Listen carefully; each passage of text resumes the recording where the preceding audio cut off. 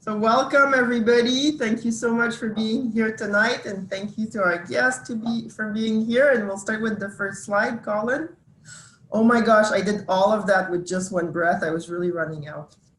So student announcements, we have two quick announcements this week. The first is just to let you know, remember the short weekly assignments, there are 10 in the semester. And so far there's been 6. So there's 4 left for the rest of the semester, and we've got the due dates there. So there's tonight and then 3 more.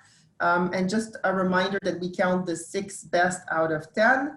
So at this point, if you've done all of them and you're happy with your grade, I guess you could stop. But if you continue, it can only get better. And if you haven't done 6 so far, then make sure you continue to get to 6 or more, because it's a good opportunity. And then the second reminder is the final assignment is due April 23rd. So do not worry about that. It's still a ways away. But we just wanted to flag that we are giving opportunities for those who want to give us an early draft for feedback.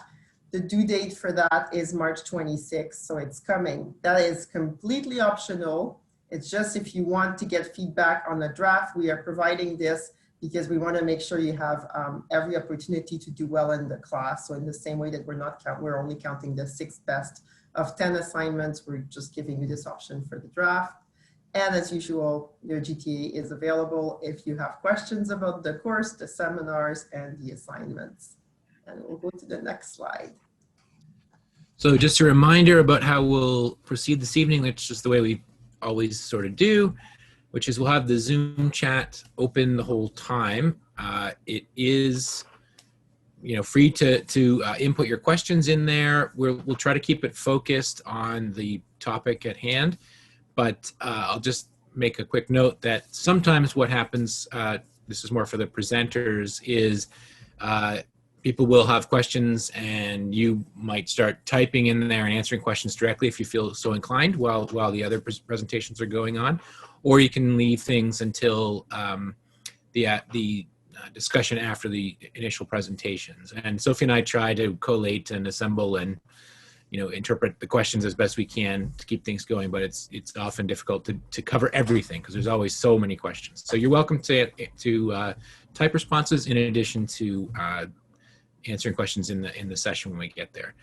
Any other topics that people want to discuss? Sometimes, issues that are a little bit tangential or, might be raising some passions among members of the course. You can certainly discuss those, but we ask you not do it in the chat tonight so that we can actually manage to keep track of the questions. But you do have the CourseLink discussion forum, you have your seminar discussion groups, and I believe there's some other chat systems have been set up for the course by the students themselves. So with that said, we can move on. So the topic tonight is the diverse lived realities of COVID-19, and I'll introduce our first speaker tonight. Deborah Stienstra is a professor in the Department of Political Science, where she holds the Jarilowski Chair in Families and Work. She is also the director of the Center of Families, Work and Wellbeing, and the author of About Canada, Disability Rights. Dr. Stienstra's research and publications explore the intersection of disabilities, gender, childhood, and Indigenousness, identifying barriers to, as well as possibilities for engagement and transformative change. Over the past 15 years, Dr. Stienstra has led or co-led multiple community-engaged research partnerships, including the FemNorthNet, or the Feminist Northern Network, from 2010 to 2016, which included Northern and Southern community organizations, Indigenous and settler women, and researchers and community women, all with the goal to examine the consequences of economic restructuring for diverse women in Northern Canadian communities, support women in engaging in discussions about changes in their communities, and help to amplify and insert their voices into decision-making and planning processes. In 2020, Dr. Stienstra received the COVID-19 Research Development and Catalyst Fund grant with her colleague, Dr. Leah Levac, also in political science. on identification of gaps in current social policy responses to COVID-19 using a livelihoods framework and intersectional policy analysis. Thank you so much for being with us tonight. Great. Well, thank you for inviting me and for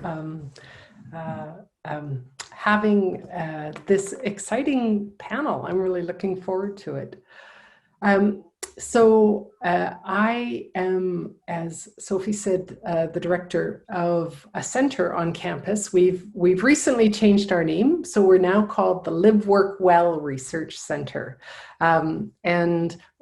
We recently completed a major project for the government, the federal government, called Department Employment and Social Development Canada. And so what I'd like to talk about today, I was asked to talk about the lived experiences of people with disabilities around COVID-19, and we wrote a 132-page report about that. So boy, do I have lots to tell you on that. And the report should be released later this week or early next week. And it will be available on our website. So on the first page, can you all see the screen that I'm showing? Yes? Okay, good. It's just for pictures. There's a picture of two women talking, one using sign language, both wearing masks, sort of an indicator of some lived experiences in disability in COVID. Our research, as I said, was done for Employment and Social Development Canada, and it was done on a number of territories across the continent, including the territories of the Attawandaron people, the Mississaugas of the Credit, the Algonquin people, the Anishinaabe, the Kanien'kehá:ka, and Mi'kmaq peoples. And so we want to acknowledge and give our appreciation and thanks to them for their continued work with us on this. We also want to thank our participants and key informants. We talked to people with disabilities across the country, as well as people who work in disability organizations and policymakers to do this study. So our report found two major findings. Well, we actually found three major findings, but I'll tell you two of them. First, that people with disabilities were largely invisible and are largely invisible when we talk about who is affected by COVID-19. So who are people with disabilities?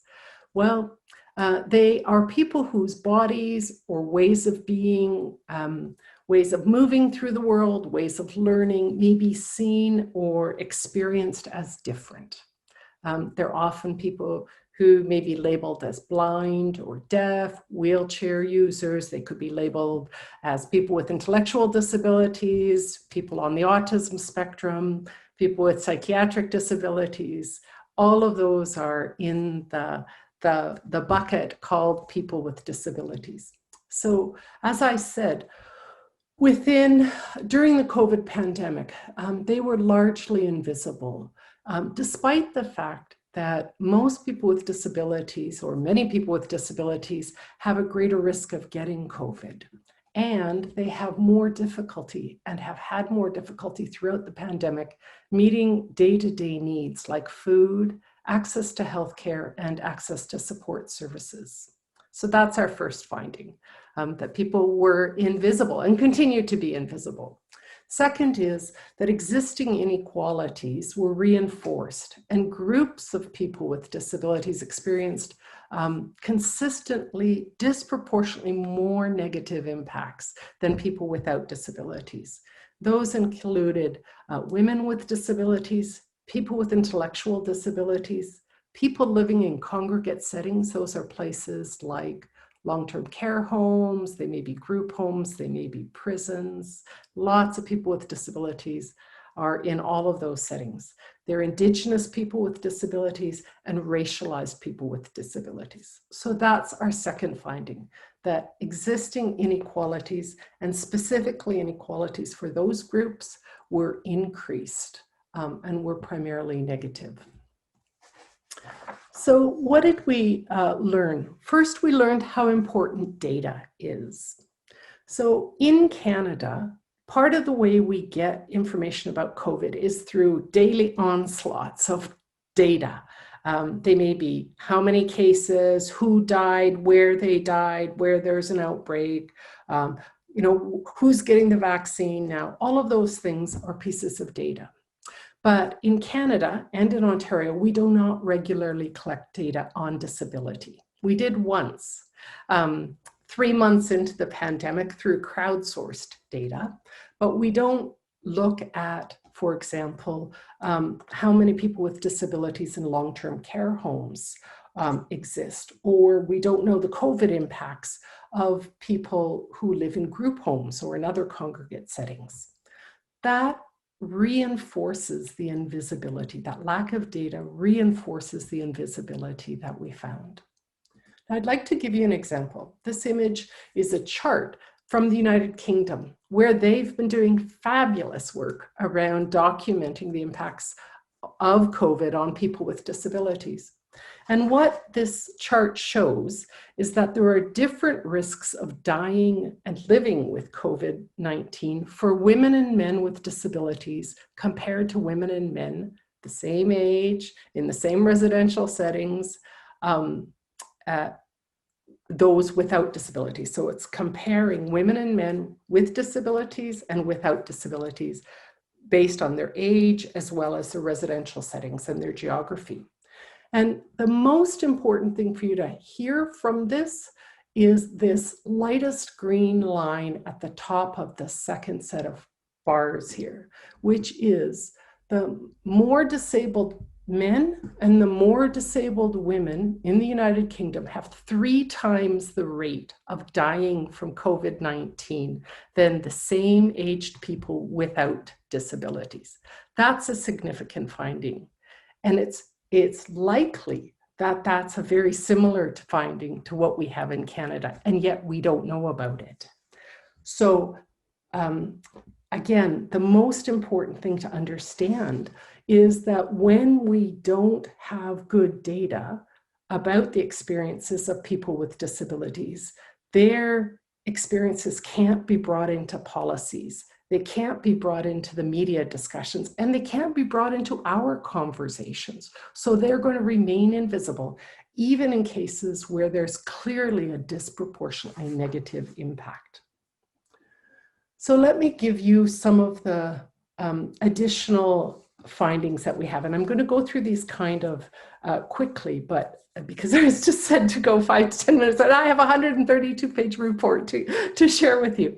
One of the key impacts, and there are about 5 or 6 that I just want to mention, and I'm happy to share these slides with the class if that's helpful. The first is that there's been a widening gap. So before COVID-19, it was clear that people with disabilities have lower incomes and less access to employment. What happened with COVID-19 is that the measures that were put in place to address people's loss of income actually weren't useful for most people with disabilities. And while most people who were employed could get access to $2,000 a month, that was about half of what social assistance was for people with disabilities on social assistance. And the only extra federal payment for people with disabilities was one-time payment of $600. So one of our participants said, "Why is it considered that an able-bodied person is worth $2,000 a month, but a person with disabilities is not? We have the same expenses, we have the same needs. Well, actually, we may have more. You know, in every case, we're an afterthought." And as I said, there have also been significant barriers to access to food and essential supplies for people with disabilities. There have been increased costs because there's a greater risk of getting COVID-19, and because they often have a number of caregivers and other folks who come into the home, there may be additional costs related to providing personal protective equipment for themselves and for their care workers. There are also, for many people, additional barriers to getting food. Blind people have challenges wayfinding when there are wholesale changes, And it's really changed where and how often people with disabilities have been able to get food and essential supplies. As I said, there have been fewer employment opportunities. People with disabilities are twice as likely during COVID-19 to experience temporary or permanent job loss. The pivot to work from home is not appropriate for many people with disabilities because the type of position they have isn't a work from home position, or they can't get the necessary accommodations or technologies. Limited employment opportunities often mean more isolation and more poverty for people with disabilities. And that's that sort of second point that I was making about reinforcing existing inequalities. Surprisingly enough, accessible transportation has often throughout the pandemic been canceled or reduced. And many people with disabilities were told to avoid public transportation in order to reduce their health risks. Sorry about that. And the greatest harm there was for people with mobility or visual impairments, as well as those living on low income. Finally, the last piece that I want to just mention briefly is access to information. So for people who are deaf and for people who don't have access to the internet or can't afford the internet, the $600 payment to people with disabilities was supposed to address some of the extra costs. And one participant that we talked with said, the $600 one-time payment for our community, well, that's a huge challenge because there hasn't been any sign language translation provided to explain what the $600 payment is. It's only provided in English text, and for deaf sign language users, English is a second language rather than their first language of American Sign Language or Ligne de Sourds du Québec. So when that's that's a barrier in and of itself. So that means deaf people are not getting full access to information like the rest of the population. In an emergency, what's most important is that everybody has access to information. And what we saw during COVID was that there were systematic inequalities around access to information. So what to do about it? Well, we spent a lot of time recommending to government what we thought they should do about it.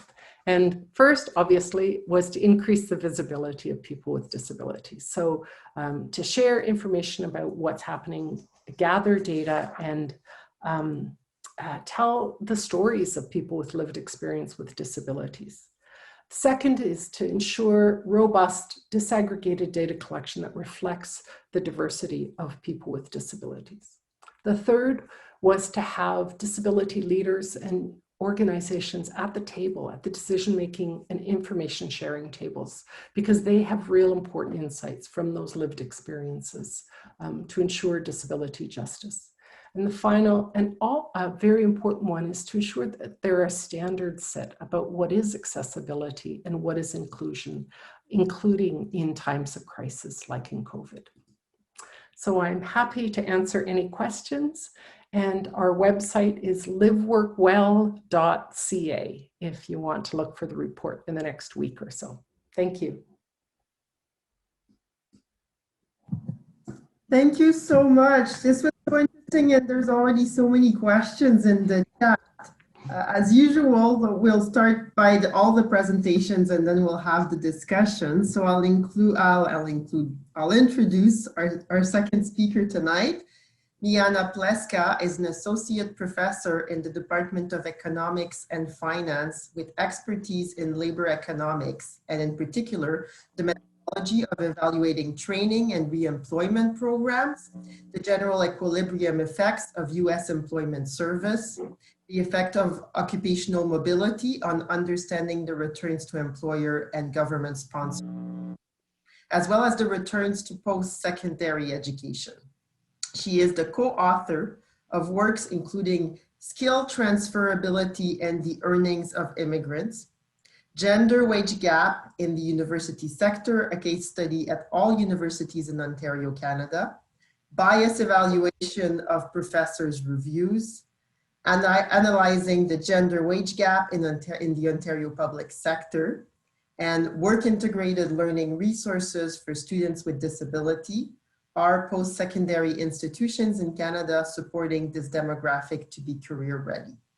In 2020, Dr. Pleska received a COVID-19 Research Development and Catalyst Fund grant to study the job loss effects of COVID-19. Who has been the most affected? Thank you so much for joining us tonight. Thank you so much for having me here, Sophie, and everyone. It's very, very exciting to be here. Maybe I got a little bit overboard. I see I have 20 slides for 10 minutes. This is not gonna happen. I'm gonna try to keep it interesting and not gonna skip technical details.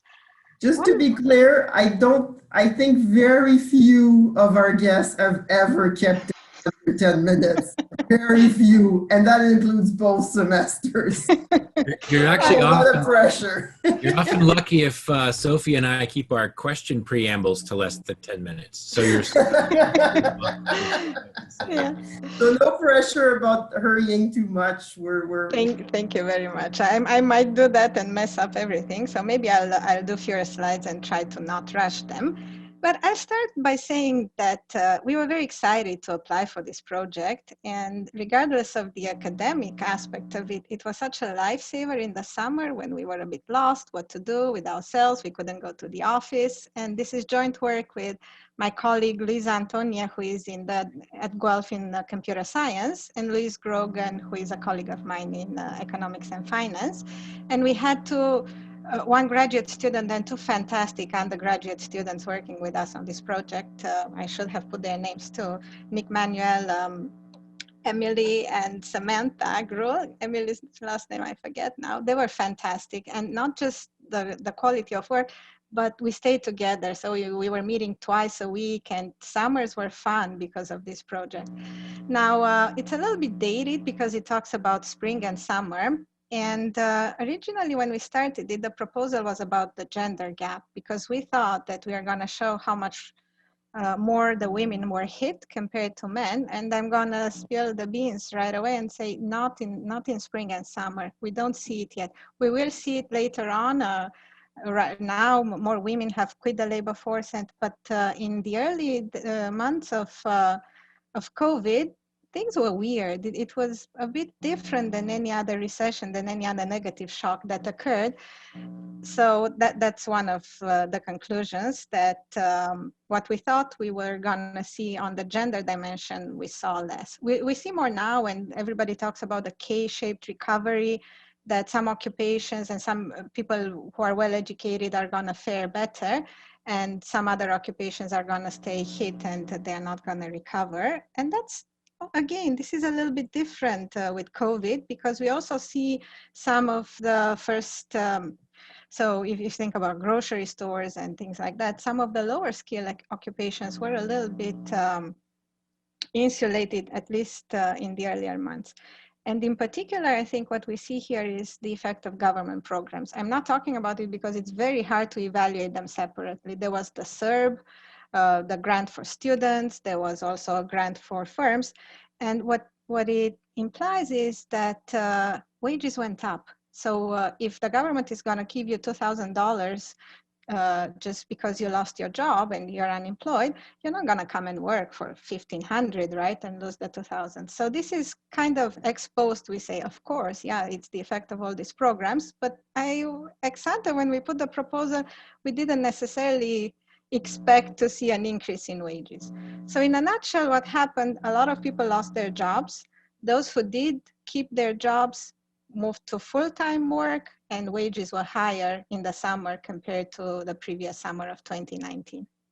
The other very interesting thing that happened here, these are labor force states, so this is a bit drier than necessary maybe. The red line is employed workers. So the left panel is last year, 2 years ago, 2019. Then I don't have the fall of 2019. It goes straight to 2020. COVID hits around here, and we see a drop in employment as expected. This is men, and it's prime age men. I'm going to show you later on some nicer pictures, I think, for young people. We care a bit more. I'm going to show you up to 30 years of age.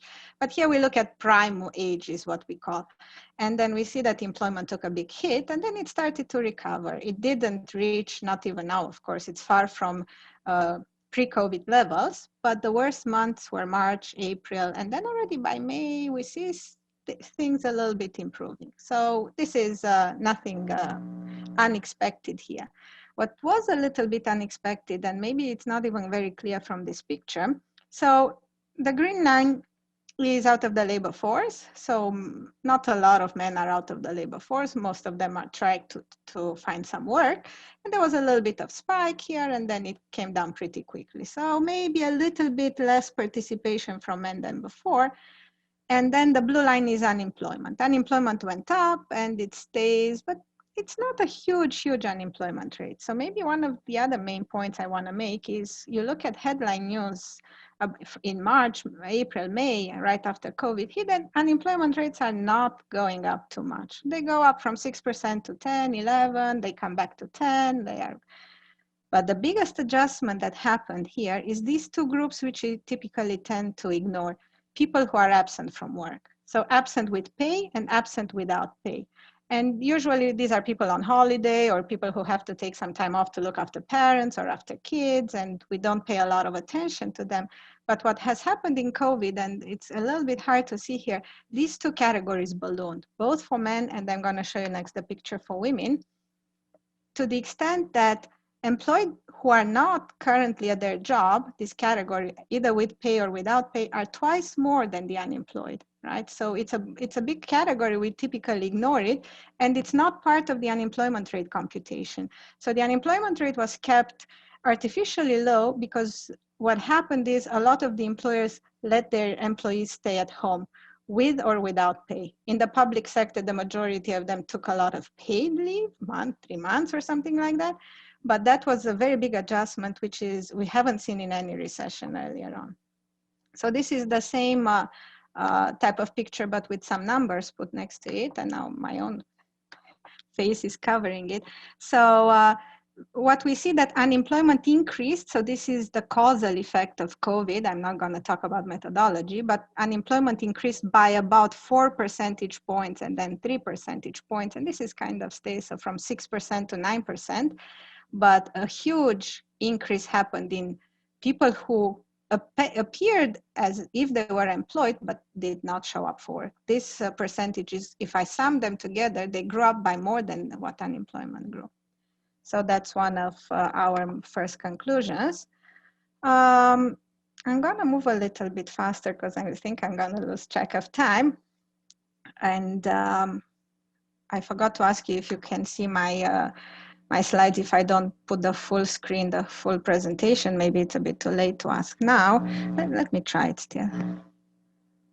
Maybe I messed up everything. So here's a little bit about who lost jobs, right? COW means class of worker, and we look at private, public sector to see who are more likely to lose jobs.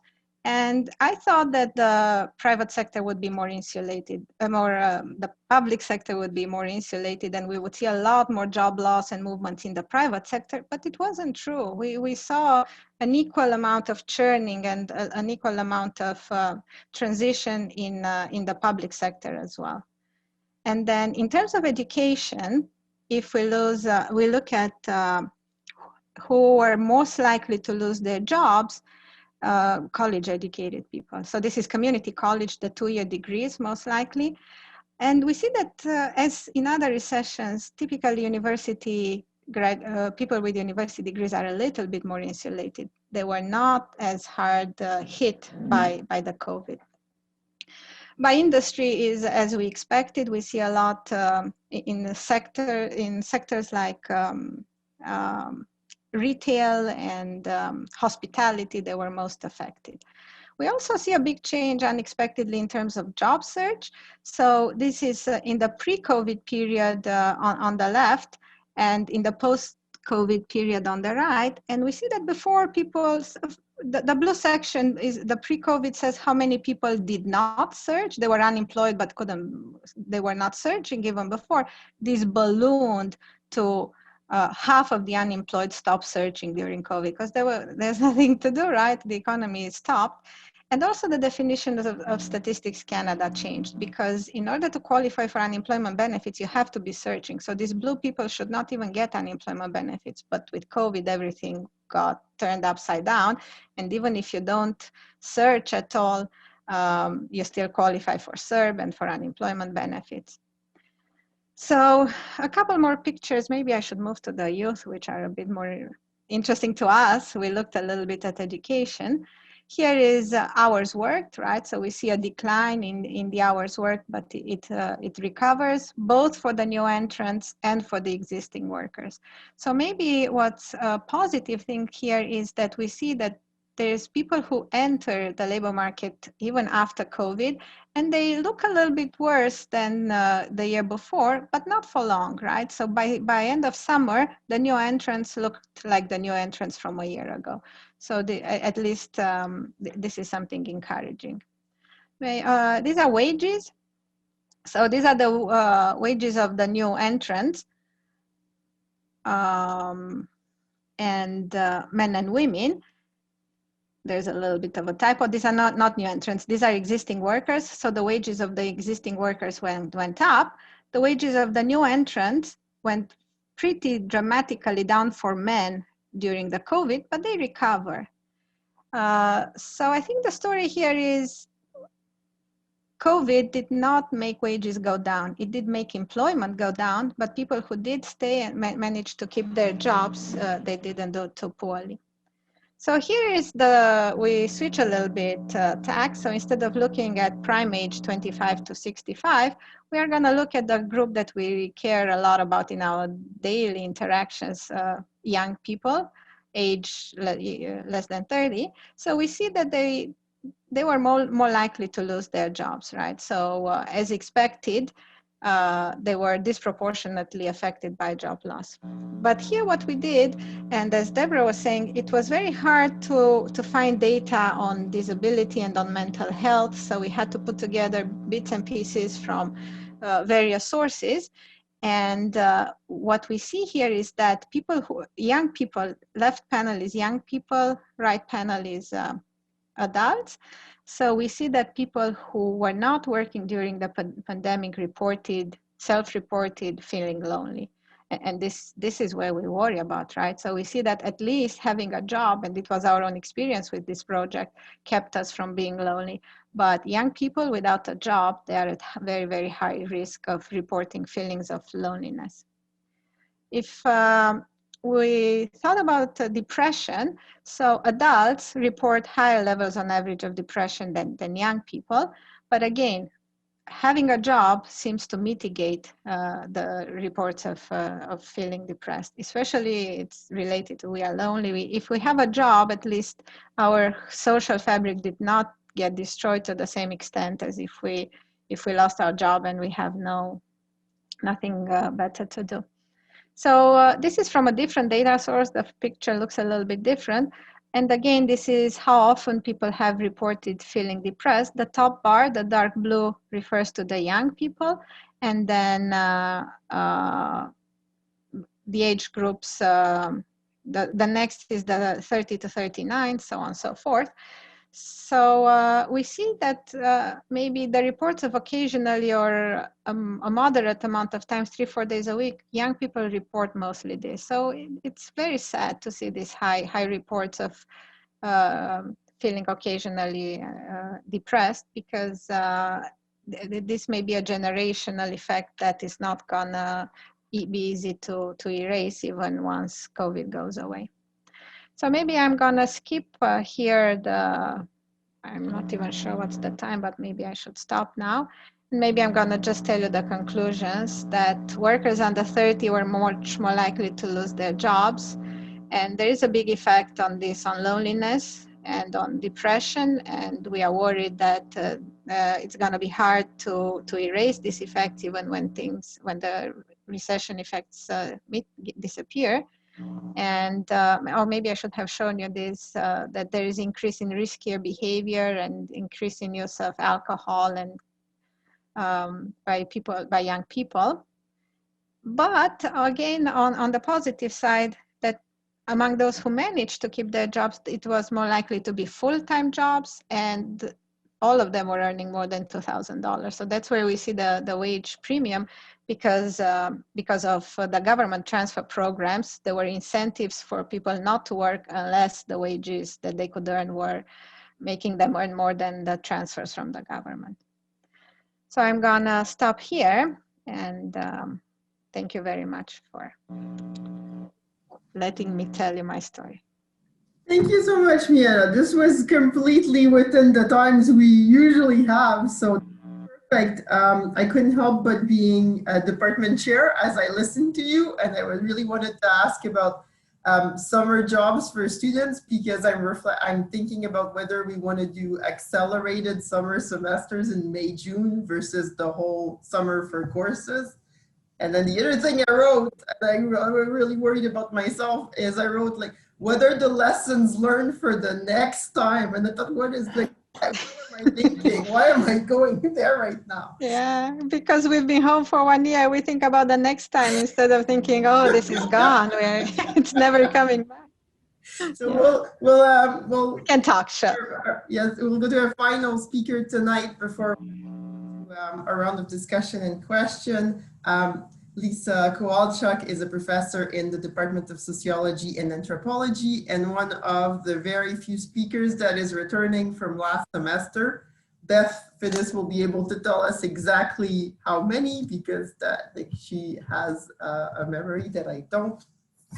Her most recent research looks at the labor conditions of nurses in El Salvador and Nicaragua, and how these have been affected by the post-neoliberal turn in both of these countries' approaches to healthcare policy. Dr. Kowalczuk's past projects have focused on social movements in El Salvador related to land reform and the neoliberal healthcare restructuring. She is the author of Nurses, Labor Conditions, Gender, and the Value of Care Work in Post-Neoliberal El Salvador, Obstacles to Nurses' Labor Militancy in Central America towards a Framework for Cross-National Comparison of Nurses' Collective Action, and What Nurses Do, a glimpse of the work in El Salvador's public healthcare system. Dr. Kowalczuk is also interested in issues of gender justice in the developing country context and frequently teaches on this topic. In 2020, Dr. Kowalczuk received a COVID-19 Research Development and Catalyst Fund grant on mitigating the COVID-19 impact in St. Jamestown, Toronto. And you can listen to her podcast, St. Jamestown Stories, on whatever app you choose. It's easy to find. And thank you so much, Lisa, for being with us tonight. Thank you so much, Sophie. It's really kind of you to plug the podcast. It's really an honor to be here. I've been so fascinated and intrigued by these excellent studies that were just presented, and they're so nicely finished and polished. I'm still kind of playing catch up, having collected the data for my study during the fall and just finished just before December, and then just before Christmas, and then courses kind of overwhelmed my ability to analyze and thoroughly process my data. But I'm very grateful to the University of Guelph's Research and Development Catalyst Fund for this. And thank you both again for inviting me to this. And Colin has graciously agreed to advance my slides. So I'm not controlling my slides for reasons that have to do with a mild computer crisis. I decided to water my computer yesterday. So I'm in between computers and using one that I don't have full functioning on it. So in today's talk, I'm just going to be providing a kind of preliminary glimpse of my findings, having not fully processed all of the data yet for the study. But it's a study that set out to look at, we could go to the second slide, Colin, thanks. The study set out to look at how people's well-being in this neighborhood of St. Jamestown has been affected by the full array of preventive protocols for the pandemic. Which encompass things like education and employment, income earning, socializing and recreation, getting essentials like food, and accessing vital services. And that focus is similar to the one that the Toronto Fallout Report took. And that's a report that came out in late November. It looks at what they call the knock-on effects of the pandemic, and it looks at the entire city. So I suggested a 7-page excerpt from that study as a reading. My study was additionally, in addition to looking at the well-being impacts, I also wanted to look at the interventions of nonprofits and grassroots groups and neighbor-to-neighbor support. So that's the social capital aspect of the study. And I'm also interested in certain aspects of the policy context, especially city and provincial government policies. And it was clear, like early in the pandemic, that the preventive measures that we kind of encapsulate with this term lockdown were going to have profound effects on people's lives. And these would be unevenly distributed, just like contracting the virus is unevenly distributed. And it stood to reason that the unevenness would be manifesting somewhat between territorially defined communities or neighborhoods. Next slide, please. So I want to present some key facts about this community, St. Jamestown, Toronto. It's an ethnically very diverse neighborhood, and it's very densely populated. How densely populated? It has about 20,000 people living on one large block of 8.2 acres. Some say it's a lot more people than that, and that the official data don't capture the full reality. The neighborhood came into being in the mid-1970s. Most of the population lives in 19 high-rise apartment towers, 4 of which are owned by Toronto Community Housing Corporation, TCHC, and the rest are privately owned. And a combination of traits of this neighborhood make it quite interesting to study whenever you're thinking about well-being and social justice, like independently of the pandemic. So I had plans to study certain issues in this neighborhood before the pandemic hit. So the Catalyst Fund became an opportunity to do some kind of research even when lockdown was in place. So first of all, to mention, there's a real vibrancy in this neighborhood that stems from its ethnic diversity.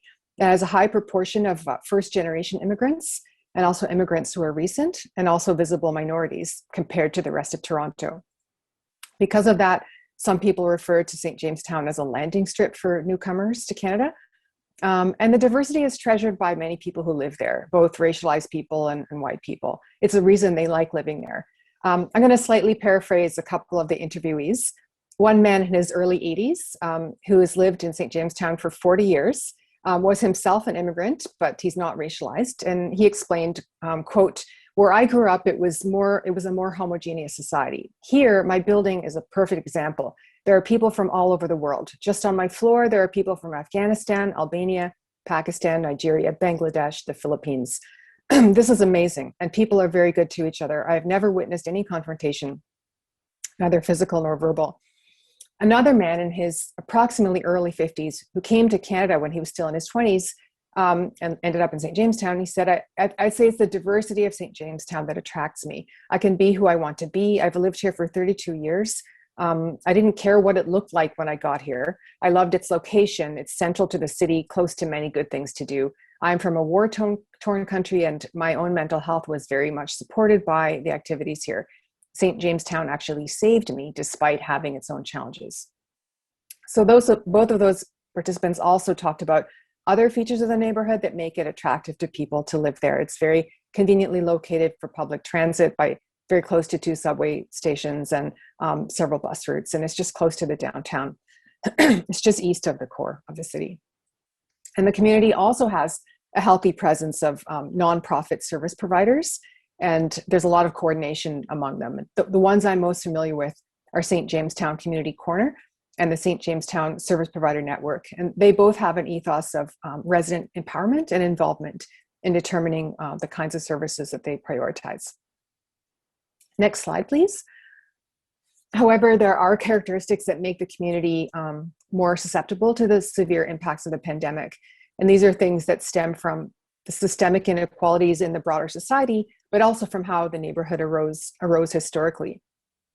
For one thing, average incomes in St. Jamestown are lower, and the poverty level is higher than compared to other areas of Toronto. The average household income in 2016 was $35,000, which is about half of that of Toronto Centre, which is the ward where the neighborhood is located. The poverty rate of households stood at 42%, which is 18% higher than for Toronto overall. And if we want to delve a little bit deeper, there was a recent report on seniors in poverty in Toronto, which found that St. Jamestown has the fourth highest rate of seniors in poverty among Toronto neighborhoods, at 41.5% of its seniors in poverty. There's also a higher proportion of people living in unsuitable housing in this neighborhood, 23% versus 12% for Toronto as a whole. And that term just refers to dwellings that have insufficient bedrooms according to their size and composition. Also, many more people, higher percentage live alone in St. Jamestown than the rest of Toronto, and a great many more of its seniors live alone. And then there's the problem of the aging and neglected state of many of the high rises. The unsafe conditions of some of the buildings and a kind of absence of emergency preparedness was dramatically on display with this blaze that took place in August of 2018. It was a 6-alarm fire on Parliament Street caused by faulty electric wiring, which displaced 1,500 people. Fortunately, no one died, but all of those people were out of their units for a full year and a half. And finally, this neighborhood also has the least amount of park space per capita of any Toronto neighborhood, according to a recent study done by CBC News. It has less than 1 square meter of park space per person. Next slide, please. So I'll share a little bit about the aims of this in the context of the study. So I've been volunteering in this neighborhood since the summer of 2019 in a few different capacities. More recently with a community hub called the Corner, St. Jamestown Community Corner. And the Corner forms an integral part of a coalition of agencies that serve the community. That's this SPN, which I mentioned earlier. Both of those organizations facilitated the study in a number of ways. So one main deliverable of the study is going to be a report to them. Next slide, please. In regard to their research methods, it's a qualitative and exploratory study, relying mainly on in-depth interviews with residents and with nonprofit agency personnel. All of the interviews were done remotely. 2 other research methods complementing the interviews were, one, the commissioning of a small number of people to write pandemic memoirs, and also asking them to do group-based text chatting. And I was able to employ 3 residents of the community to do most of the interviews with fellow residents. And now a glimpse of the findings. I think that goes to the next slide, please. First, actually, before I even talk about my findings, if you're wondering where this neighborhood stands comparatively in the COVID case counts per 100,000, it now has among the highest rates in Toronto. There's a city website that continuously updates this according to census tracts or neighborhoods. As of March 7th, it showed, I think March 7th, it showed that this neighborhood had 564 cases per 100,000. And that was up, that surprised me a bit because it was up from 167 cases the previous time I looked, which was just in late November. We know that with cases are rising all over the place, but in nearby affluent neighborhoods, the increase was far less. So these are neighborhoods that have way more detached dwellings and are wider neighborhoods, and where the increases were much lower. So in neighboring Cabbagetown, just adjacent to the south, the rate was 111 per 100,000. That's just a 17 person increase from the earlier period. And then in Riverdale North, which is about a mile to the east of St. Jamestown, which happens to be where I live, the rate is 101 per 100,000, and that's up only 11 from the earlier period. And contributing to this differential is undoubtedly what one interviewee calls the color-coded labor market, whereby people can't self-isolate due to the nature of their work.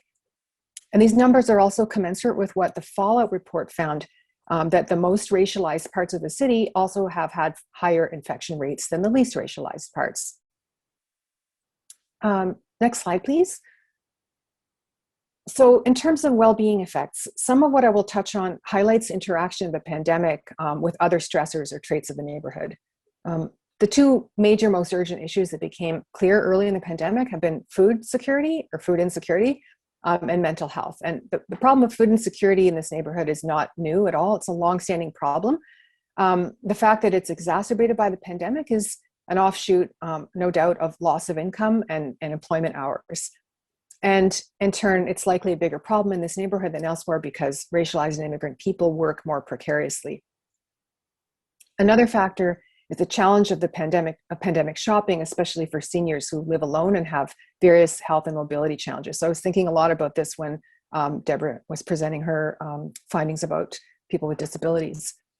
Some of those folks had been benefiting from in-person programs that combined socializing opportunities with the provision of symbolically priced meals.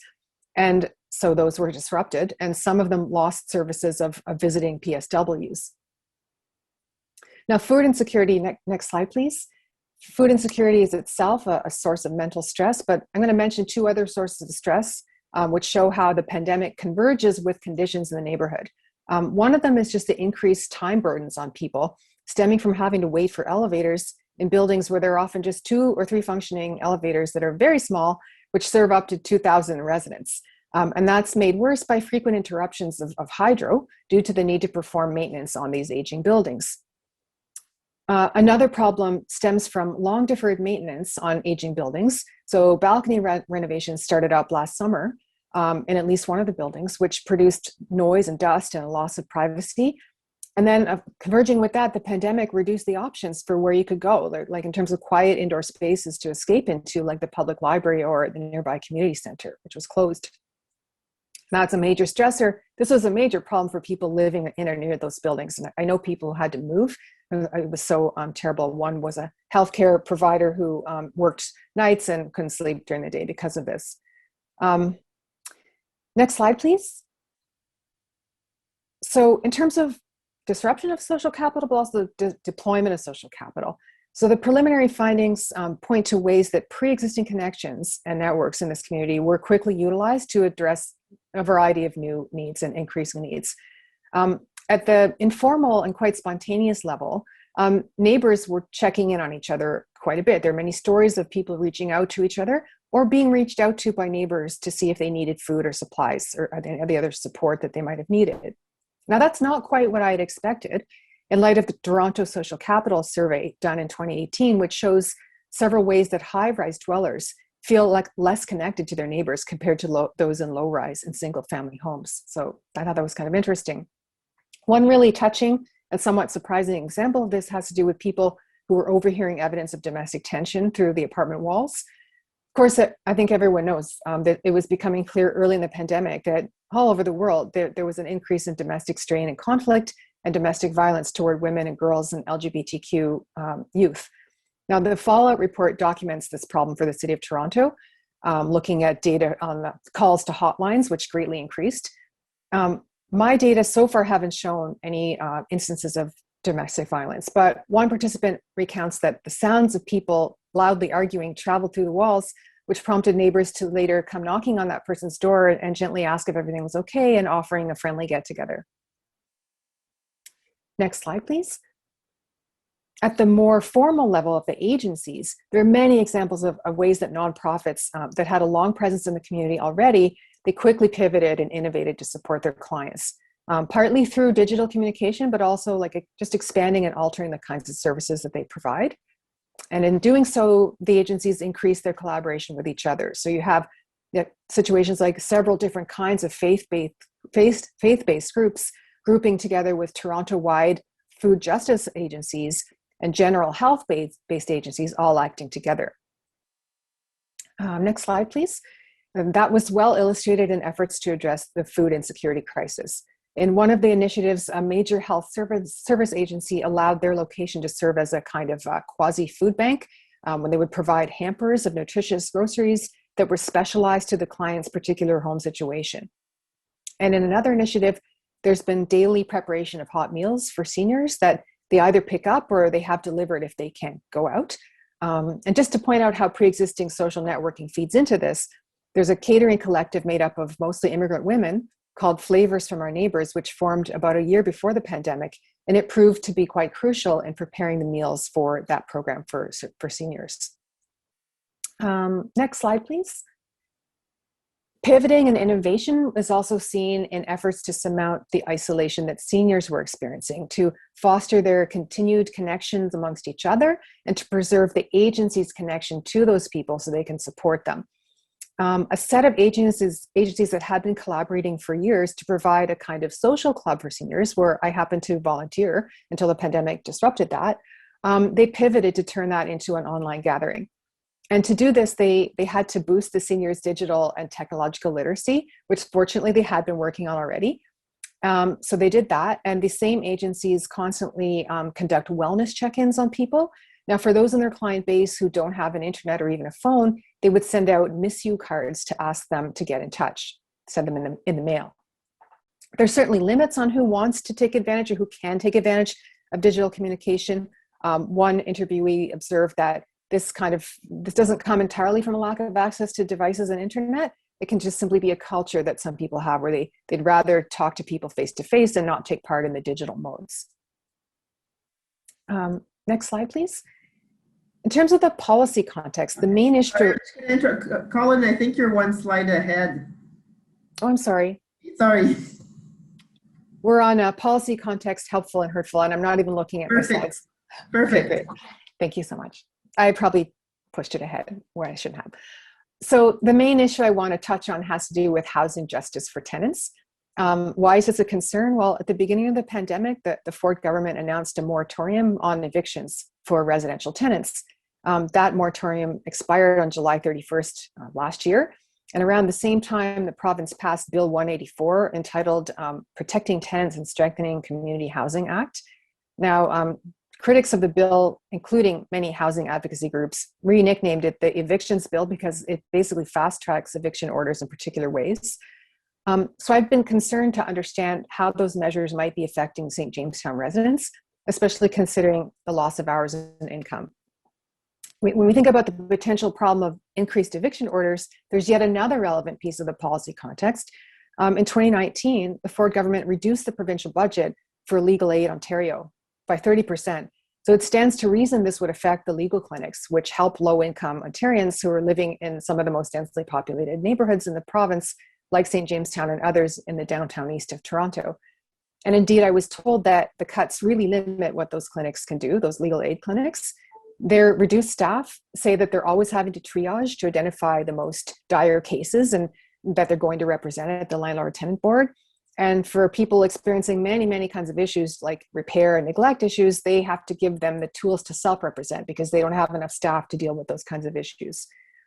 Now, as of December, fortunately, it didn't appear that eviction orders were increasing in St. Jamestown, but it's an issue that merits ongoing monitoring.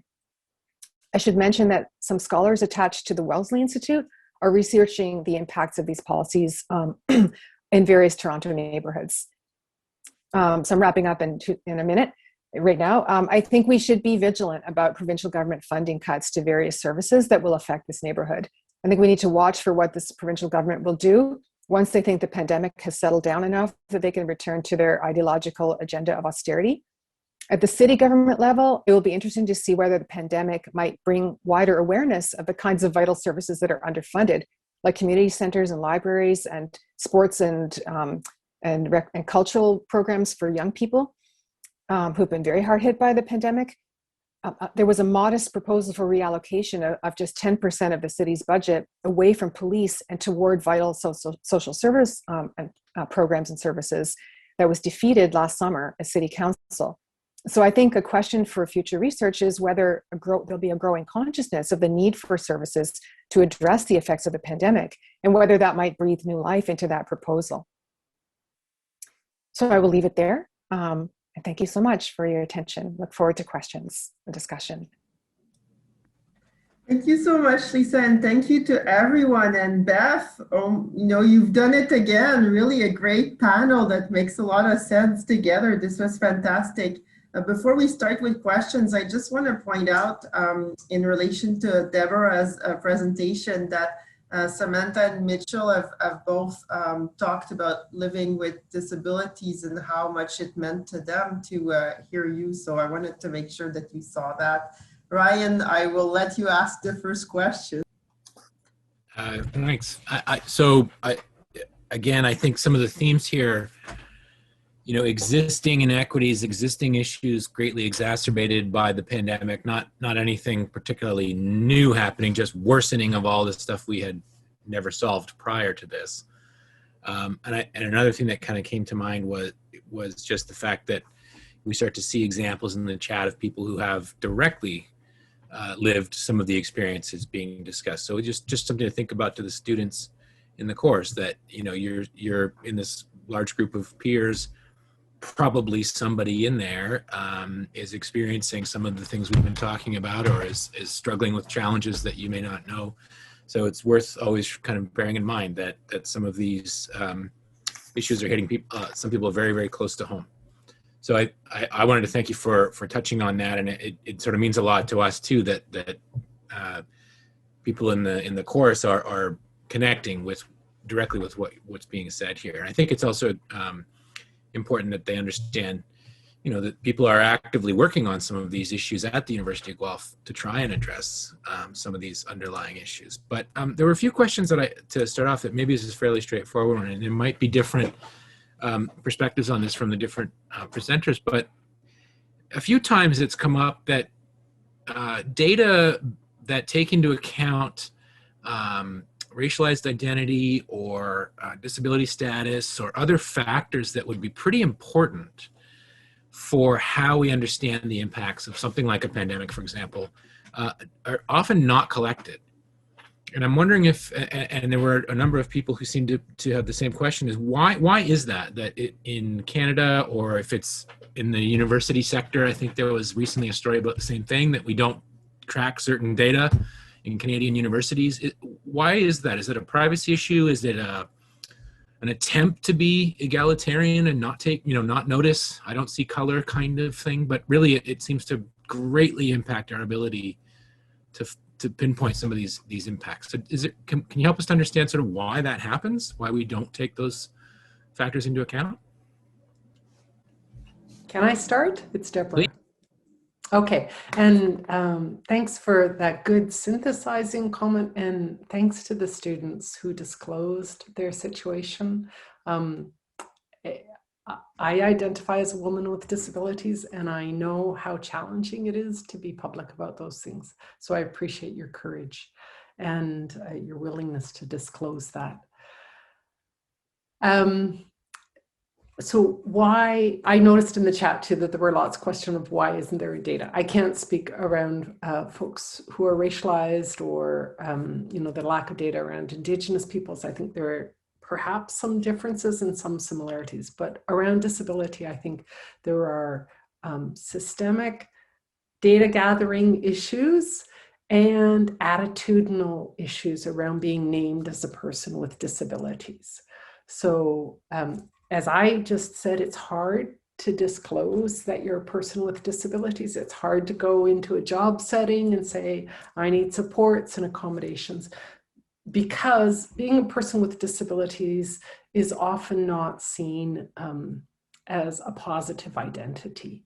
It's seen as a one that requires accommodation, because we live in a world that's been constructed for people whose bodies work a particular way and who move through space and time in particular ways. And as people with disabilities, we need to always claim our right to be present. And that's hard to do. And I think part of that is that we don't have data. So Statistics Canada, for example, collects data on the experiences of people with disabilities once every 5 years. That's it. It used to be part of the census data, and now it's after the census data. And it's not very, there's some good data there, but it meant that when we hit the pandemic, they didn't have any capacity to respond, because they didn't have a mechanism which would reach the population of people with disabilities during a pandemic. So what they ended up doing was what they called a crowdsourced data, where you could write in. They distributed far and wide through all informal networks and formal networks. You could write in and answer the questions that they had about what your experiences were, what your mental health was, where you had access barriers, where you had positive things. But with crowdsourced data like that, you often get an unrepresentative sample. And so we ended up seeing a really high proportion of, well, there are a lot of women with disabilities. This was like an extraordinarily high number of women with disabilities, a higher level of income, because it often requires income to access the internet and to have things like that. So the mechanisms weren't in place to do it. And I think the UK example that I gave illustrates the voice of people with disabilities saying to governments, like a decade or two ago, it's not good enough what you're doing to share data about our lives. You need to do better. And Canadians haven't quite twigged into that. We haven't held our government to account to gather better data around experiences of living with disabilities. Do you, Interesting. I guess, just really I was quickly, going to say, just there were a couple of really interesting community-based surveys during COVID that were great, but some of them were crowdsourced and some of them were university-based, but they were one-offs. Some of them were 1,000 people, 15. EGAL, which is a national LGBTQ 2S plus organization, did a fabulous survey that was rigorous and thoughtful around the experiences, and they included both LGBTQ status and physical and mental disability status. So interesting places. It just takes a lot of time to figure out who did what. Sorry. So I was just gonna ask, actually, when you mentioned holding the government to a standard of collecting data, do you think they will have learned from this experience why it's in fact important to have those data in hand in the event of something like this? So there's a new body. So the federal government adopted a new piece of legislation called the Accessible Canada Act in June of 2019, which is supposed to set access and inclusion standards in a variety of areas. I was on a call a couple of weeks ago with that organization, which asked about access and inclusion standards around pandemics and emergencies. And one of the things that came up was you've got to do better in terms of data. So by their own legislation, they're creating markers for what needs to be done. But it's not going to help us during this legislation. Oh, can I add something? Yes, please. You are asking about privacy, and there is very strict privacy legislation. So take the labor force survey, for instance.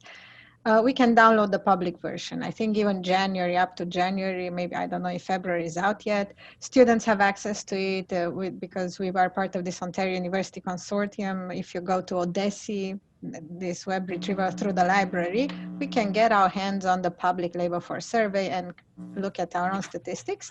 And it's very different, the public version versus the version that you can access if you go to these research data centers. Guelph has one of them, a satellite, but it's very hard. You need to be sworn in as a StatsCan employee, and it takes time to get access to it. And now with COVID, the center was closed. And in the public version, everything is not there. So there's no race information. If you access it in the RDC, yes, you can see some racial information or neighborhood information in the census. Even in the labor force survey, there's zip postal codes. But the public version that researchers can access in real time, and it's faster, they suppress all that information for privacy reasons. I'm not sure what the legal ramifications are and where you draw the line, but in the labor research community, we think that the government always errs on the side of being too cautious, and we miss on the opportunity of a lot of learning in terms of research, in terms of policy, because of we cannot access the data that we need.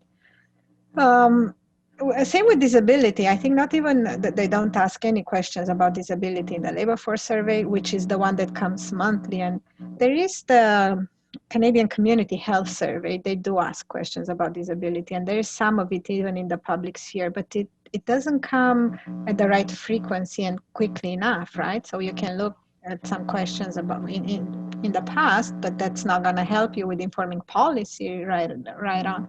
And as Deborah was saying, this sourcing it out to the community, at least you get something, but you know that that it's not representative. You know, there is a big selection in terms of who even returns this. It's a very tough question. I think the government should allow a little bit more in terms of disclosing. worry is that you will be able to identify individuals if you put too much information out there. But I think they push it a bit too much. So if they would allow a little bit, some couple of racial categories in the labor force survey, it's going to be already a step forward. Or we have to do much better about collecting data on disability. So we had this project with a PhD student who graduated now in computer science. She was doing it. And we wanted to look at the transition. We wanted to look, because in university, I think we at least we try to accommodate, we are having the right approach, and we are worried a little bit that when they leave university and go into the labor force, we don't know what's happening, if the ball gets dropped, how do employers react to this, and we could not. In the end, we just administered a survey to our own students to figure out how we address it on campus, which we kind of knew, but we don't know. We don't know. We can't track individuals, what happens to them once they graduate, and we don't know what employers' attitudes are in the data, right? We might have some anecdotal evidence and some ideas, but no idea objectively in the data what's happening. Can I just add to that? Please. Because Statistics Canada takes little pieces of the population, not everybody, when they do these surveys of people with disabilities, it means that they have a hard time doing what we call intersectional data. So they can look at usually gender, that is male and female or sex, whatever you want to call that, and disability, but they can't do gender, race, and disability, or gender, indigenous status, and disability. So we've raised that. Some of the advocacy organizations I work with have raised this with the chief statistician, and they've tried to create this new space for doing intersectional data collection and beginning to think about this, and really trying to sort through how do we get the complexity of people's lives reflected in our data. They haven't solved the problem yet, in part because of the privacy issues, in part because of the funding issues that I noticed somebody else talked about, but there's a willingness to begin to talk about it in a way that I've never seen in the years that I've worked with Statistics Canada. So maybe that recognition that intersectionality is key to a lot of these issues is at least a positive step, right? Mm-hmm. That it's not about single parameters.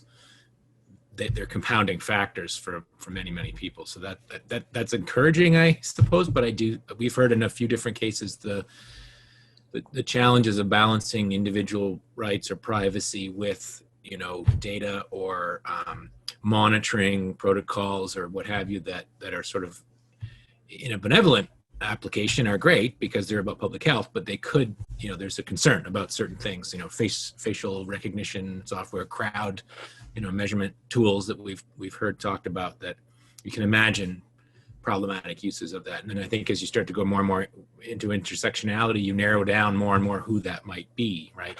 So I can understand some of those hesitations. Sophie, did you want to go ahead? Yes, thank you. I have a question I really want to ask Lisa, but before I get to that, I want to take the opportunity, because we have Deborah and Miana here and you've both published on this, to ask you a question, because right now we're in a class on Zoom. It's being recorded. We have the lecture caption, and we're actually cleaning the ones from last semester so that we can put all of our lectures in public. This weekend, I heard a speaker talk about how accommodations that for years in classes were told people were told were impossible, all of a sudden we switched and all of these became possible, and that when able-bodied students and need them, all of a sudden we are very quickly willing to do it, when we for years were saying that these were not possible, and that's at the level of universities. And I know that, Miana, you've written on universities and disabilities, and Deborah, you do disability studies, and so I wondered if you had some thoughts on this and how our classrooms has changed because everybody needed them to change in the way that we're asked for years.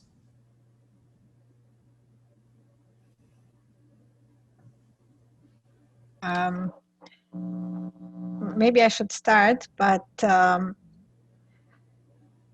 so in terms of accommodation, I'm a little bit in the other direction. I'm not sure to what extent Zoom classes and the online are facilitating access and accommodation, or maybe if you have students who have certain visual or audio disabilities or even mental health, I'm not sure that Zoom didn't make it a bit harder for them. So I don't know that we are collecting this data or this information, and maybe our colleagues from SAS may be able to tell us a bit more about it. But I'm concerned in the sense that especially it could be harder now, not only on the mental side, but also the audio and visual. And it does turn out that students reporting mental disabilities, this statistic has been on the rise tremendously at Guelph.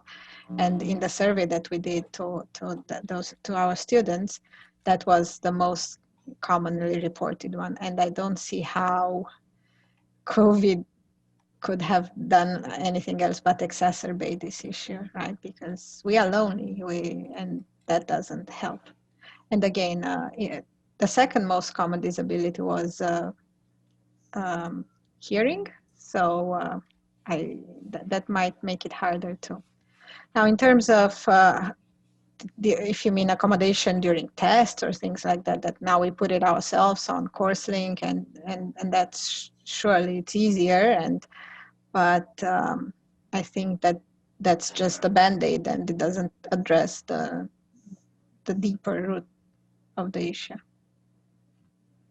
Yeah. In particular, this weekend, the discussion was around deaf students and being able to now see a transcript and having the recordings and having the transcripts afterwards. And so being told for years that this couldn't be done, it was too challenging, and all of a sudden we're all doing it. I didn't even know, I have to say, that you could see the transcript, and I'm a little self-conscious because I'm not a native speaker, so I'm worried that the machine is not gonna understand me the way my car machine doesn't. I ask them to show me the map, and my car. Yeah, my transcript is fun to read sometimes. Yeah. But and again, the new technological advances are gonna open the door to so many possibilities. And again, it's gonna be the ethical dimension of it, facial recognition. How can we use it for good? Where do we draw the line? And we say, okay, maybe. So yeah, but this is fabulous with the transcripts, and I think the machine understands me. It's very good technology. I haven't been checking the closed captioning, but I think that is one of the benefits, is that captioning has gotten a lot better, even over the pandemic. So both Teams and Zoom's captioning have become more accurate. They're still not 100% though. In terms of generally, I think what I've heard is that, like Miana, the students with disabilities aren't necessarily seeing all of the supports in place that need to be in place to go through this environment, because there is also so students with learning disabilities, when you put up slides and you don't read the slides or they don't have them ahead of time, it's often really difficult to process that information. And I think that, in our haste to move online, we didn't learn how to do universal or inclusive design for learning or accessible learning. And I think that what my hope is that as instructors, when the pressure's not on, because the pressure was really on, that we also, if we continue to use hybrid models, that we take the time to learn to how to do it inclusively and accessibly. We have some great folks at Student Accessibility Services who have a whole conference about accessibility every May. And, this university, more than most that I've been at, has really good resources for teaching people what accessible teaching is about. And so I'm hoping that colleagues will take it seriously and really begin to imagine, so what could it look like to use it? But I don't think we're there yet. Yeah, I think in my department, I've seen a lot of movement, and I have some colleagues that spent last summer reading a lot about trauma-informed pedagogy and redesigned their courses. And so I think some of that for a lot of us is here to stay, so that it will be interesting. I'll let Ryan ask the next question. The nice thing about Ryan is, wow, is he able to type as he listens? I cannot do that. So I'm always so grateful that we're teaching together. Well, you had a question for Lisa, I think. Why don't you? Okay, so my question for Lisa is, so it's from your presentation, but it's also listening to your podcast, which I realized as I listened to your voice. Side note, I think I listened to a lot of it while ironing, because as soon as you started talking tonight, I just really got like, I started to think, it was a while ago, right? I started to think about ironing. And so I know it's in the room where I iron. Anyway, this is a really side note. Okay, so what I wanted to ask you is about, so you are a researcher about Jamestown, you volunteer there, and you've done a podcast. And I wonder, it seems like you have so many identities that are wrapped up together. And I know that I think the CSAWS as a college, the College of Social and Applied Human Sciences, you have a lot of community engaged research projects. This is not something that I'm very familiar with. And so I wanted to hear your thoughts on researching a community where you volunteer, and then doing a podcast which is public, and also doing research, and all of these intersecting together in your work. Thanks for the question. And I'll just quickly backtrack a bit toward the previous question around data. And I think, well, I'm fascinated by what you're saying about data that exists in the census and so on. And it's clear that there are problems collecting, like with data for people with disabilities. But I actually was thinking as everyone was speaking, that part of the issue is like data exists, but there's inaction anyway. So we do have data on food insecurity. We even have data on food insecurity by racialization in Canada. There was a major study that came out about a year and a bit ago. We know about rising levels of job precarity in cities. We know like that jobs that are precarious increased at a much higher rate than full-time jobs with benefits in Toronto and so on. But even when we know these things, we know about emergency preparedness. So we know about the limited park space, but there's just a lack of action. So I just wanted to make that kind of comment. And then your question about the sort of overlapping roles. And there are different ways to interpret your question. I mean, I think that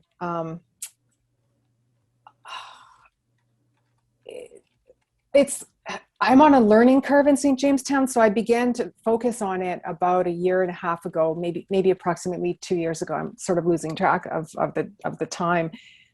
It seemed to me that that was part of what impelled me to want to volunteer there, but also when the pandemic started, I found myself feeling at a loss of what to do. I couldn't do the research I was planning to do, and I really wanted I had the feeling of, well, I'm a very privileged person, so I want to somehow give back. And it made sense to do that in the neighborhood in which I wanted to do research. I also know people who live there, and I care about their well-being quite a bit. So I don't know if you want to make your question like a little bit more specific. I think that for me, this community is what I plan to do research on for the next number of years, the next few years. for a lot of reasons. Partly because I do know people there, partly because I live like pretty close to it. And I feel like it's sort of a poorly understood neighborhood. I think there's a kind of like, it's either not covered at all, like it's either not talked about at all, or whenever it's talked about in news media, it's kind of always with a stigmatization tint to it. So I think the more you learn about, the diversity within the neighborhood and how vibrant it is in a lot of ways, the more you kind of see that that media neglect or news media neglect or the invisibility of the neighborhood is sort of really lamentable. Not to mention there are some social problems, frankly speaking, that come from the history of the neighborhood, how it developed, and how it ended up being so neglected. Would you like to make your question? Is there anything like, can I answer your question better? Because I feel like I'm maybe not getting to it directly. You answered it well. I think partly is for me, I'm just not used as a historian. I'm a historian of the 19th century. And so the idea of researching a topic while volunteering on it and then making writing research papers and making a podcast for the public, all of these, I think they're tied together in a way that for you probably seem just, this is how you do research. For me, it's just a very different way of doing research than the model I live under. I see. And so historians' methods are quite different from, they overlap a lot of ways, but they're also quite different from people who do ethnographic qualitative research. I'm certainly not a stranger to ethnographic qualitative research. I've been doing it pretty much my whole career. But previous to this, most of the time I was doing research abroad, which meant periods of time that were kind of very time constrained, which made it not as easy to be as immersed. So the last project I did was about nurses. So, you could stay for a month or maybe 6 weeks, but it's very different to be living so close to a community that you can actually get richer data, and you can also contribute in ways that are, it's more possible to actually make a contribution with your scholarship than it is when you're remote, when there's like thousands of miles separating you. Thank you so much. I'll let Ryan ask next because I've asked a lot of questions. That was a great conversation. I was enjoying both that and as you know, I like to multitask in the chat as well. So one of the things that I've been, I guess, made more aware of through some of the efforts of graduate students I have, or I co-advise that work on accessibility issues in education and so on, is the concept of universal design rather than accommodation. So just for those who aren't familiar with the terminology, as I understand it, but please, correct me, accommodation, the idea is that you've got a system that isn't accessible to some members of the community in some way. And so you find ways to make it accessible. Universal design is one that is sort of inherently inclusive. It doesn't require any accommodation because it's built to be accessible to everyone from the outset. So I guess what I'm wondering, assuming that definition works, I'm wondering what you imagine a universal design might look like. Let's sort of imagine we come out of the pandemic and we are determined to build a better system. We're not going back to the old normal. We're building a better system. What would a universal design look like in terms of disability issues, in terms of labor, in terms of housing? What should we be thinking about as the right way to do this? To not have to kind of constantly find accommodations, but rather to make things inclusive from the start. Can you imagine what that might look like?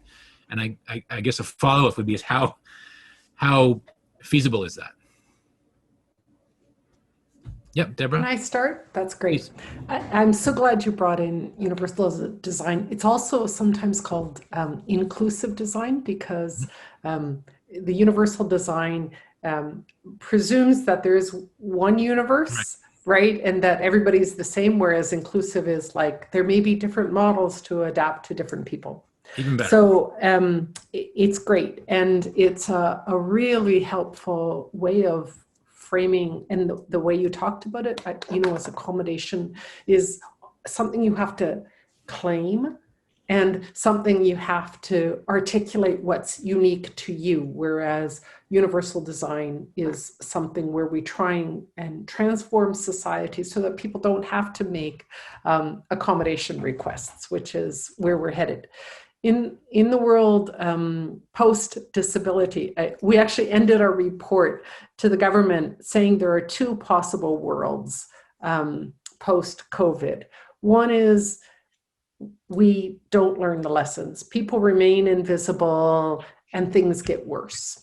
That's a real reality here, right? More people die, more people are in situations. The other is that we look at where things worked better during the pandemic and use that as a way of leveraging or moving towards a more inclusive world. And some of the things that would involve are this notion that there is an income under which we don't think people should have to live. That's what the CERB did. It set an income under which we don't think people can survive. So that is something that should be put into place. For people with disabilities, that would remove many of the stigmatizing exclusions that they face on a regular basis. So the government signaled that they're going to do this. It's likely not going to be to the level that CERB was, but it would move a lot of people off of social assistance, which is where a lot of people with disabilities end up when they can't get work, when things are. The other is to think about, so that's one piece. A second piece is to think about what inclusive environments look like. Those could be work environments, those could be learning environments. So what are the pieces that need to be in place so that people can move from one place to another? It could be inclusive childcare environments. It could be inclusive playgrounds, right? And to begin with a perception that what we need to do is think, how can we imagine a child who uses a wheelchair, or a child who has a grandma who is a walker user who want to play on a playground? Like, what would it look like to do that? And some of those pieces are already in place, but we need to move that forward a lot more quickly. And I think about it through the entire life cycle of a person, and I think sort of across space as well. So I begin at, around reproduction, childcare, education, all the major transitions. But then I also think, what does it look like in remote communities? What does it look like in urban settings, like in St. Jamestown? How does it look different in rural Ontario, just outside of Guelph, right? How does it look differently in each of those settings for people who are at different points in their life, who live with different experiences? And there is a really wonderful center at OCAT in Toronto, the Arts University, called the Inclusive Design Center, Research Center. Jutta Treviranus is the director of it, and they've done a lot of imagining around what inclusive design looks like in environments and in technology. And to me, they're some of the leaders of thinking through this. But then there are the structural pieces like basic income. And for a lot of people with disability, there are costs associated with living with impairments that people without impairments don't have. And impairments is a way of talking about medical conditions or differences. And some of those costs they're called disability supports.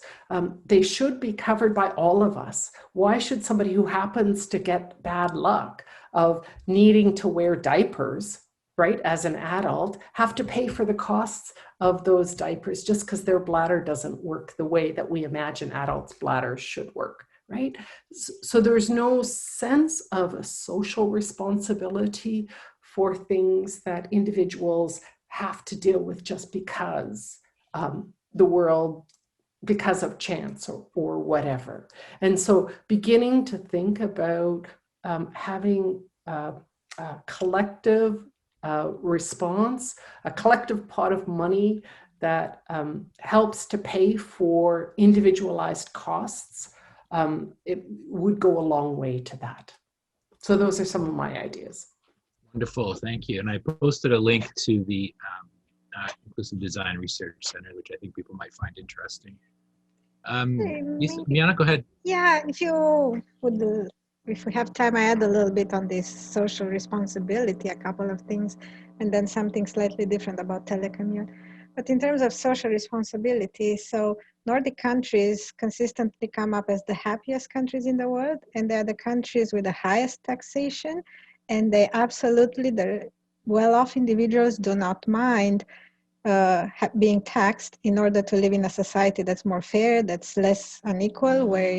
So I think there's something to be learned there. And I think what's happening now about artificial intelligence, what's going to happen is 20 years from now, half of the jobs are going to be gone. I'm exaggerating, not that many. But we will live in a society where very few will have active work, which means that this basic income or universal income or minimum income guarantee, or so they will have to lose their stigma aspect, which prevails right now in the society, just because by the nature of the economy, I personally think robots will do a lot of the jobs, and we will have to live in a society where a lot of individuals are going to be on a minimum income guarantee for no other reason that's going to be the structure of the economy. Maybe not 20 years, but 50 years, yes. So governments have to start thinking, and they do. There are pilot projects going on, figuring out how to best design this, not just to live in a fair and less unequal society, but also to live in a happy society, so that not just taxing the rich, but also people have to have some social level of interaction that keeps them happy and motivated. And that brings me to the second point about the COVID and the fact that the jobs that are winning are those that can be performed remotely. So a lot of the workers can do their jobs maybe better from home, but there's also a social interaction part of it that's missing. And for instance, Google has said that they are going to come back to some sort of office interaction. Unlike some other companies who said we are going to move online forever, Google, who I think is still a good employer, understands the value of social interactions in the workplace, not just in the society, but workers are more productive if they have colleagues to chat face-to-face with. And these are issues that maybe COVID is going to help us think about how to design faster and what's the meaning of social interactions and how to be productive in a scenario where a lot of the jobs are, a lot of our activities are going to be automated. I'm sorry, Ryan, I think I interrupted you. Nope. You were going to go. No, that was good. I appreciate it. Lisa, I guess I'm kind of torn in a way on the example you gave of the community where you do your studies, which is, you mentioned a whole bunch of sort of factors, you know, that they're higher rates of poverty and all these sorts of aspects. But at the same time, it sounds like there are so many strengths in that community, you know, people checking in on each other and these efforts in you know, ad hoc sort of food bank projects and all that sort of stuff. And so what would it look like to have an inclusive design of a neighborhood like, say, like that? Or would a neighborhood like that exist, I suppose would be a question, in the same format if we had better, you know, distribution of wealth, for example? Or what kind of things would we maintain from that, and what would we want to change or see changed, or would they want to see changed about it? Just to give you a really easy, you know. Yeah.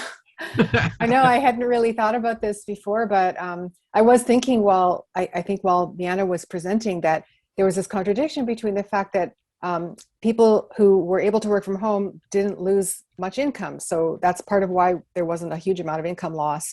However, they also suffered more loneliness and more solitude. So that's just not exactly an answer to your question, but it also came to mind when people were speaking about this, that in terms of the physical structure of the buildings, universal design that would be great for if I just think about mobility problems, the tiny elevators are like very inconvenient and problematic for everyone. They've been problematic in the pandemic because you have to wait so much longer for an elevator. But even before the pandemic, it was a ridiculous amount of time that people wait. Till one comes that's like can accommodate you and your stroller with your kids and so on. Moving people in and out of that building is also those buildings is also really problematic. So retrofitting of the buildings, which should happen anyway for other reasons, because because of their aging state and the need to retrofit for climate resilience. Given that heat waves are increasing, maybe that's something that should happen in terms of making the spaces more accommodating to people who might need larger amounts of space for mobility devices. And of course, that's just one of many, many kinds of disabilities. But that's what comes to mind for me. I'm going to think about it more. You can ask another probing question if you want, and I can maybe answer better. I'm really enjoying this exercise. Go ahead. Yeah. Can I give an example of something that we already take for granted? But it's only for some of us. So we have built into every piece, every building, we have lights. We have hydroelectricity built in. We have switches that people turn on and off. Well, who does that benefit? It benefits sighted people. It does not benefit people who are blind. And yet everybody pays for hydro. So my blind friends, even though they don't need light, and frankly, it's a waste, still have to pay their hydro bills. We already have a system that does it. We just haven't recognized that we have accommodations for sighted people every day, but it's universally designed because they don't have to ask for it, right?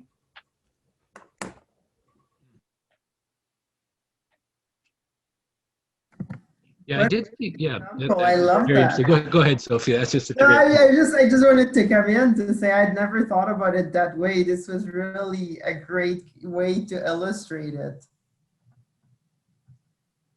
Also, Ryan, I think we're running out of time. As always, we are running out of time. So this was wonderful, and I'll be honest. When we started this evening, I thought, oh, this is kind of feeling all these problems, and you see all these impacts that people have felt, and you're realizing how much worse many people have it than those of us who've been quite privileged, comparatively speaking. But I think we ended on a really interesting, optimistic, sort of creative note. And I'm actually, for the students, you may see a question, your short assignment question be something along these lines. What would a universal design or an inclusive design look like in an area of experience that you encounter? And I one of the things that I've been quite hopeful, I suppose, about with the pandemic is that it's been so disruptive, and it's upended so many traditional ways of doing things, and it's highlighted so many issues so clearly to people who didn't realize them before, that maybe we will come out of it with some important, things that we've learned and things that we actually do try to change for the better moving forward, and not just let's all get back to the way it was. The way it wasn't so great for a lot of people. So I guess whenever we kind of talk about all these impacts and everything else, I think part of it is that, in the work that you do and in the things that you brought up, that it's not invisible anymore. The kinds of things that you report and that you share with us tonight, for example, it makes it not invisible. And what that means is that we can't pretend it doesn't exist, and we should really start trying to think about addressing these things. And I love the fact that you mentioned climate as another. So we still have other crises, one of which is climate, and maybe this is a good time to start thinking, okay, let's not wait till it becomes an even bigger crisis before we start thinking about these issues. So it makes me very hopeful to kind of end on this sort of forward-thinking approach, or taking what we've learned and these major issues that have been exacerbated but are no longer invisible, hopefully to most, and doing something positive with that. That to me is sort of the one way to keep things positive as we kind of hopefully are coming to the end of much of this. So I really want to thank you for what you shared tonight. It's really been important, impactful, and as I said, it's very clear that several of the students in the class have related very directly to what you presented tonight. So thank you so much for that. Sophie, did you want to say something too at the end? I want to thank our speakers. This was a fantastic evening and I enjoyed it so much, and it really stimulated me, and I'll think about it a lot. And I want to thank, as usual, the students and the alumni who are here and in the chat, and those who are listening later, because we know that a lot of you listen later, and we appreciate that. And I think we're ready for the slides, Colin.